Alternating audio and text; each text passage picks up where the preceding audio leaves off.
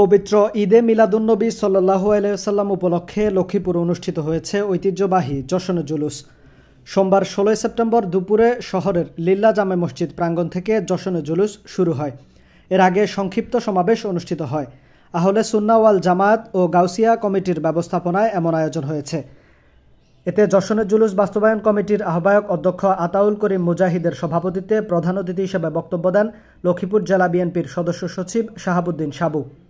উপস্থিত ছিলেন জশনে জুলুস বাস্তবায়ন কমিটির যুগ্ম আহ্বায়ক মোহাম্মদ রুহুল আমিন, অধ্যক্ষ মুফতি হেলাল উদ্দিন, সদস্য সচিব মাওলানা শরীফুল ইসলাম, মাওলানা মহিউদ্দিন মিস্টার, মাওলানা মোর্শেদ আলম, অর্থ সচিব বাহারউদ্দিন খলিল, আবুল বাশার, প্রচার সচিব মাওলানা মহিউদ্দিন রিয়াজ, মুতাসিম বিল্লাহ রূপু, কাউসার হোসেন, ডাক্তার মোর্শেদ আলম, কার্যকরী সদস্য মোহাম্মদ খোয়াজ, মাওলানা মুরাদ হোসেন, ফরিদ আলম, একরাম সাইফি প্রমুখ।